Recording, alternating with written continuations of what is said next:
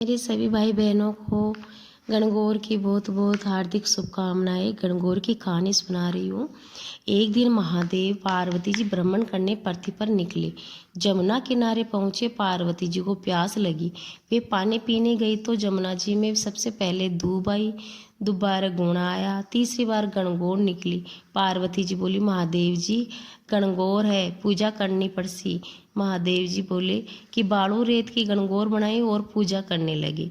शहर में हल्ला हुआ कि महादेव पार्वती जी आए हैं, तो सब औरतें देखने को निकली। ऊंची जात की तो श्रृंगार करने लग गई, नीची जात की भागी चली आई।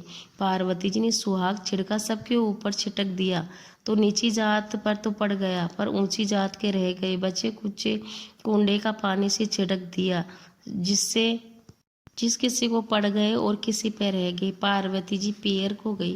पार्वती जी की माँ ने महादेव जी की खूब खातिरदारी की। पार्वती जी को बथुए का पेंडा खवाया, क्योंकि पीर वाले गरीब थे। अब दोनों जने वहां से विदा होकर आए। रास्ते में महादेव जी ने पार्वती जी से पूछा कि तुमने क्या खाया है।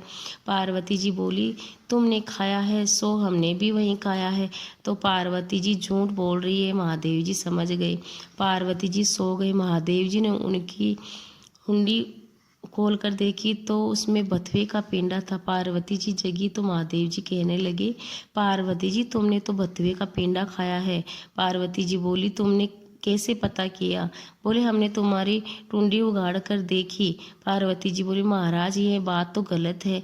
किसी के पैर में अमीरी है, किसी के पैर में गरीबी है। गरीब की सब कोई बात दबाता है। आज से ऐसा नहीं होना चाहिए। आज से संसार में किसी को हुंडी उघाड़ जब उसकी सुंडी बंद हो गई।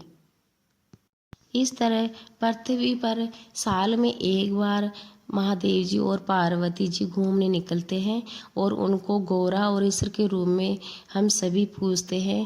बोलो गणगौर ईश्वर की जय हो। बोलो गणगौर मैया की जय हो।